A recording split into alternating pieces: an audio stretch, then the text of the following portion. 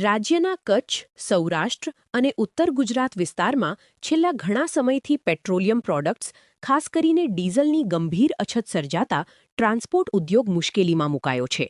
આ મુદ્દે Akhil Gujarat truck transport association, Ahmedabad દ્વારા ગુજરાતના મુખ્યમંત્રી શ્રી ભૂપેન્દ્રભાઈ પટેલને રજૂઆત કરવામાં આવી છે. એસોસિએશનના પ્રમુખ વાસણભાઈજી આહિરે જણાવ્યું હતું કે રાજ્યના અનેક અંતરિયાળ વિસ્તારોમાં આવેલા પેટ્રોલ પંપો પર ડીઝલનો પૂરતો જથ્થો ઉપલબ્ધ નથી, જેના કારણે કેટલાક પેટ્રોલ પંપો બંધ જેવી સ્થિતિમાં પહોંચી ગયા છે. પરિણામે માલસામાનના પરિવહનમાં ભારે વિક્ષેપ ઊભો થયો છે અને ટ્રેડ, ઇન્ડસ્ટ્રી તેમજ કોમર્સ ક્ષેત્રને ગંભીર અસર પહોંચી રહી છે. ખાસ કરીને બંદરો અને પોર્ટ વિસ્તારોમાં ટ્રાન્સપોર્ટેશનની પરિસ્થિતિ વિકટ બની હોવાનું રજૂઆતમાં જણાવાયું છે. એસોસિએશને જણાવ્યું હતું કે તેમની સંસ્થા રાજ્યના આશરે 12 લાખ નાના મોટા વ્યાપારિક વાહન માલિકોનું પ્રતિનિધિત્વ કરે છે અને ટ્રાન્સપોર્ટ ઉદ્યોગ સાથે જોડાયેલા લાખો લોકોની રોજીરોટી આ વ્યવસાય ઉપર નિર્ભર છે. રજૂઆતમાં વધુમાં જણાવાયું છે કે હાલ ટ્રાન્સપોર્ટ ઉદ્યોગ મંદીની પરિસ્થિતિમાંથી પસાર થઈ રહ્યો છે અને જો વાહનો એક દિવસ માટે પણ ઊભા રાખવાની ફરજ પડે તો નાના ઓપરેટરોને ભારે આર્થિક નુકસાન સહન કરવું પડે છે. અંતમાં એસોસિએશને રાજ્ય સરકારને તાત્કાલિક અસરથી જરૂરી પગલાં લઈ કચ્છ, સૌરાષ્ટ્ર અને ઉત્તર ગુજરાત વિસ્તારમાં પેટ્રોલિયમ પ્રોડક્ટ્સનો પૂરતો જથ્થો ઉપલબ્ધ કરાવવા માંગ કરી છે. વાસણભાઈ આહિરે ચંચળ ન્યૂઝ સાથે ટેલિફોનિક વાત કરી હતી. નમસ્કાર વાસણભાઈ, સ્વાગત છે તમારું ચંચળ ન્યૂઝમાં. થેન્ક યુ સંજયભાઈ. હાલમાં જે પેટ્રોલિયમ પ્રોડક્ટની અછત વર્તાઈ રહી છે ને કચ્છ જિલ્લામાં જે પરિસ્થિતિ ઊભી થઈ છે તેને લઈને આપ શું રજૂઆત આપના દ્વારા કરવામાં આવી છે? સાહેબજી, છેલ્લા થોડા સમયથી કચ્છ અને સમગ્ર ગુજરાતમાં ડીઝલની, ખાસ કરીને પેટ્રોલિયમ પદાર્થોની ખૂબ અછત વર્તાઈ રહી છે.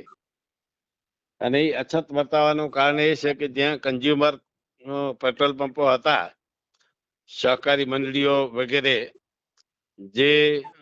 જેનો ઉપયોગ ઇન્ડસ્ટ્રીઝ માટે કરવામાં આવતું હતું અથવા તો કન્ઝ્યુમર મંડળીઓ હતી એના મારફતે, તો એમાં પેટ્રોલિયમ કંપનીઓએ ભાવ વધારવાને કારણે આ બધા પેટ્રોલ પંપો છેલ્લા લગભગ એકાદ મહિનાથી બંધ થઈ ગયા છે. હવે એ પેટ્રોલ પંપોનું જે લોડ હતો એ હવે સામાન્ય પેટ્રોલ પંપો આઈઓસી છે, બીપીસી છે, આ બધા પંપો ઉપર ભાવ આવ્યો છે.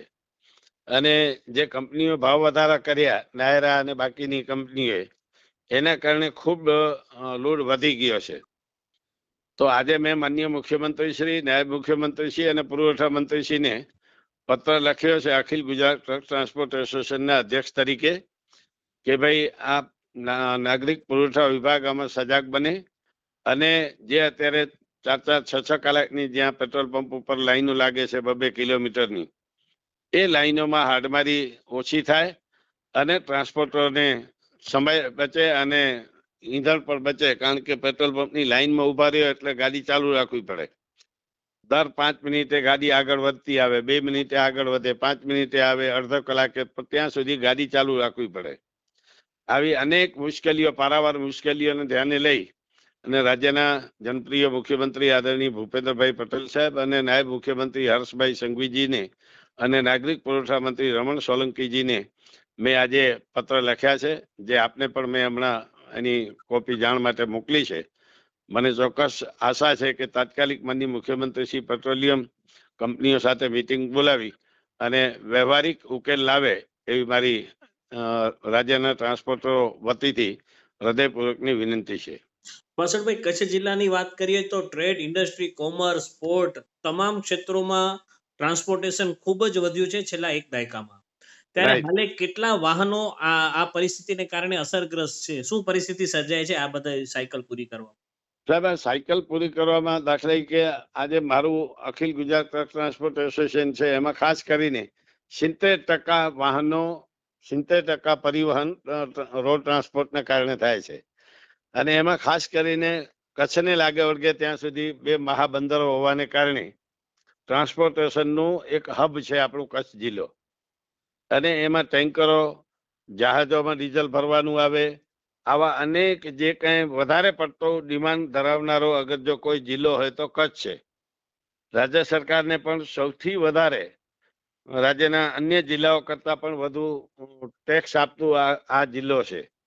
એટલે આ બાબતે ખૂબ ઝડપથી રાજ્ય સરકારે અને માનનીય મુખ્યમંત્રીશ્રીએ ખૂબ ગંભીરતા લઈને આની તાત્કાલિક બેઠક બોલાવી જોઈએ.